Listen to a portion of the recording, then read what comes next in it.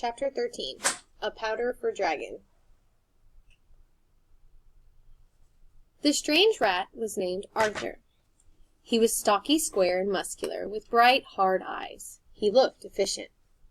"You might call him our chief engineer," said Nicodemus to Mrs. Frisby, "as indeed you might call Justin the captain of the guard, if we had any such titles. But we don't."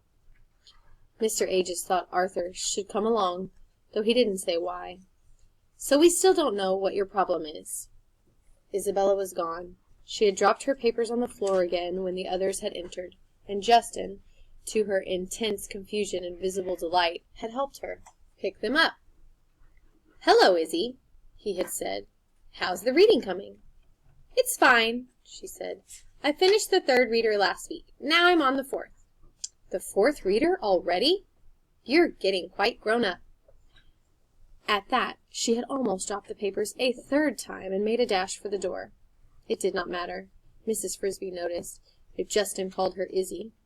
Just so he called her something. Nicodemus closed the door behind her, then sat down on one of the benches facing Mrs. Frisby. The others sat down too, Mr. Ages stretching his splinted leg in front of him. Nicodemus took the reading glasses from his satchel, opened it, and through it gravely examined Mrs. Frisby's face. "You'll forgive the glass and the scrutiny," he said.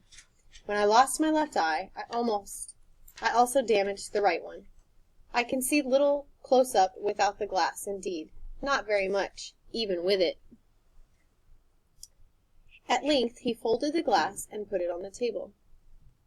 "Now," he said, "what is it we can do to help you?"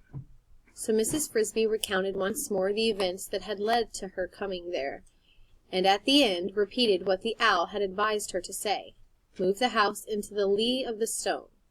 She added, "I don't understand just what he meant by that. Jeremy, the crow, says it means the side where there's no wind, but what good would that do?" "I think I know what he meant," said Nicodemus. "In a broad sense, lee means the sheltered side. A bird flying over Mrs. Fitzgibbon's garden would notice something most of us would miss." He reached into his satchel and took out a sheet of paper and a pencil. He opened the reading glass again. As he talked, he drew a sketch. "When a farmer plows a field with a big rock in it, he plows around the rock, close to each side, but leaving a triangle of unplowed land on each end. Mrs. Frisby's house is beside the rock, and will get plowed up, and probably crushed, as the owl said. But if we can move it a few feet, so that it lies buried behind the rock in the lee, then she and her children can stay in it as long as they need to. From the air, the way the owl sees it, the garden would look like this." He inspected the sketch through the reading glass and then placed it on the table. Mrs. Frisby climbed up on the bench and looked at it. It was a rough map showing the garden, the big stone near the middle, and the way the furrows made by the plow would curve around it, rather like waves around a boat. "Show me where your house is buried," said Nicodemus. Mrs. Frisby pointed to the spot on the sketch. "I know where that cinder block is," said the rat named Arthur. "In fact, I thought about bringing it in, but I decided it was too long a haul.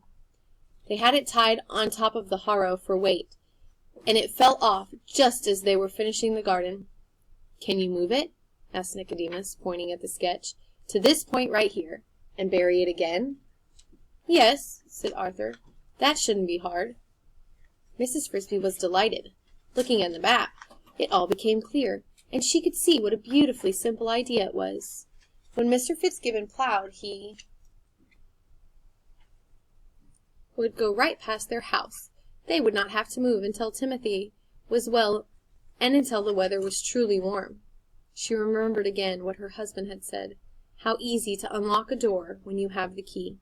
She had found the key, or rather the owl had found it. Nicodemus asked Arthur, "How long will it take?" "Depends. With a party of 10, a couple of hours. With 20, maybe an hour." "We could spare 20, but it's still too long." He looked worried. So did Arthur. "Yes," he said. "We'll have to work at night, but even so, there's just no cover at all. It's wide open." "We'll have to take care of Dragon," said Justin. "Yes," said Mr. Ages. and with this leg I can't do it. I'd never make it to the bowl, much less get back again." Mrs. Frisby, looking at their baffled faces, felt her delight subsiding. Obviously something was wrong. "I don't understand," she said. "I know about Dragon, of course, but—" "At night," said Justin. "Dragon prowls the farmyard like a tiger, and you don't see him until he's on top of you." "Then you can't move my house after all." "Well," Justin said, "ordinarily—" He turned to Nicodemus. "Should I explain it to her?" "Yes," said Nicodemus. "Ordinarily," said Justin, "when we have a long project to do at night, sometimes even by day, we make sure Dragon won't bother us. We put sleeping powder in his food. Mr. Aegis makes it. It doesn't do the cat any harm, but he stays extremely drowsy for the next 8 hours or so. We station a sentry to watch him, and we're free to work." "You did it yesterday!" cried Mrs. Frisby, remembering the figures toiling the wire through the grass, remembering how strangely disinterested Dragon had seemed when he saw her. "I saw the cat sleeping in the yard." "Yes," said Justin, "but today Mr. Aegis has a broken leg." "Then he can't make the powder?" "That isn't it," said Mr. Aegis. "I've plenty of the powder. The trouble is," said Justin, "it's Mr. Aegis who puts it in Dragon's dinner bowl, inside the farm kitchen. With his broken leg, he can't move fast enough." "But why Mr. Aegis?" said Mrs. Frisby. "Can't someone else do it?" "I'd be glad to do it myself," said Justin, "but I'm too big." "You see," Nicodemus explained, "Mrs. Fitzgibbon feeds the cat in the morning and in the evening, and his bowl is always kept in the same place, next to the cabinet in a corner of the kitchen. There's a very shallow space between the floor and the bottom of the cabinet. A few years ago, when we conceived the idea of putting Dragon to sleep, we cut a hole in the floor just behind the cabinet.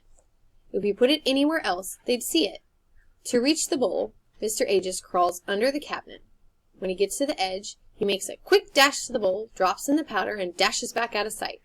But with a broken leg, he can't dash." "We might try leaving some bait outside the house," said Justin. "That worked once." "Once out of a dozen tries," said Nicodemus. "It isn't dependable, and we don't have much time. To be safe, we ought to move the block tonight."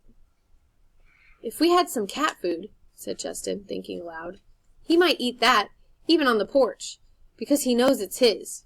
Maybe tonight I can go in through the attic and down to the kitchen." "No use," said Mr. Aegis. "They keep it in a metal cabinet up on the wall. You couldn't get it without a crew, and that would make too much noise." "Anyway," said Nicodemus, "it would put off moving the block until tomorrow night." "Then," Justin said, "I guess what we do is stake out scouts wherever we can, try to keep track of Dragon, and hope for the best.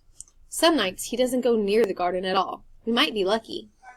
"Or we might not," said Arthur. "I don't like it. We can't dig that block out without some noise, you know."